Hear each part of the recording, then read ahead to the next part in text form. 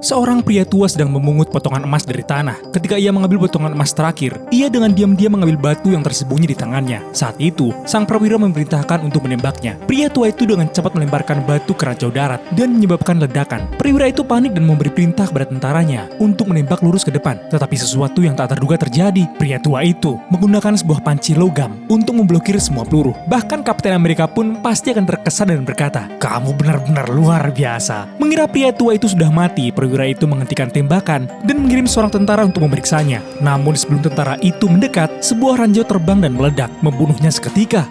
Lalu para perwira mengirim 2 tentara lagi dari kedua sisi. Tetapi mereka tak bertahan lebih dari 3 detik sebelum tewas. Melihat pasukannya mati, perwira itu kemudian memaksa 2 tahanan wanita untuk maju, berharap mereka bisa membersihkan jalannya. Sementara itu, pria tua itu sudah menyelinap pergi. Terengah-engah, ia berbaring di bawah mobil yang rusak. Ia mengikatkan ikat pinggang di sekitar lukanya dan menarik peluru itu sendiri tanpa obat-obatan. Rasa sakitnya begitu hebat hingga ia pingsan. Tentara musuh kini semakin mendekat dengan anjing pelacak terlatih untuk mencium baunya. Pria tua itu terbangun ketika mendengar mereka. Ia dengan cepat mengumpulkan emas dan bersembunyi lagi di bawah mobil. Tentara itu tidak melihatnya, tetapi salah satu anjing mencium bau darahnya. Pria tua itu merangkak di bawah jeep musuh dan menggunakan pisau untuk membelah tangki bahan bakar, menuangkan bensin ke dirinya sendiri. Ia berpikir ini akan menutupi baunya, tetapi itu adalah kesalahan. Anjing itu juga mencium bensin dan menggonggong. Tentara menghentikan mobil dan mulai mencari di sekitar. Melihat kesempatan, pria tua itu berlari menuju sungai, tetapi anjing itu kembali melihatnya. Seorang penembak jitu menembaknya di kaki dan perwira itu berteriak untuk menangkapnya hidup-hidup. Anjing itu mengejarnya, tetapi pria tua itu dengan tenang menyalakan korek api dan membakar dirinya sendiri. Anjing itu berhenti, ketakutan, terbakar. Pria tua itu berlari dan melompat ke sungai. Tentara menembakinya, tetapi ia tetap berhasil masuk ke air karena emas berat yang dibawanya. Ia tenggelam dan menghilang. Tentara tidak bisa berenang, jadi mereka tidak bisa mengejarnya. Setengah jam kemudian, pria tua itu muncul ke permukaan,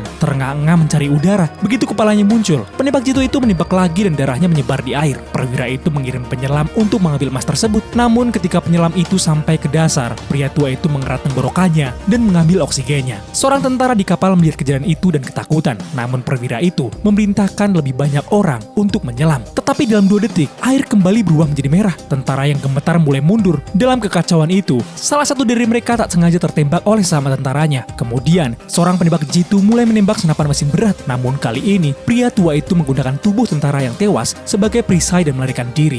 Perwira itu menyaksikan semua ini dan terkejut. Saat itu, anjing peliharaan pria tua itu kembali dan perwira itu mendapatkan sebuah ide. Ia akan menggunakan anjing itu untuk melacak pria tua itu. Pria tua yang GGWP.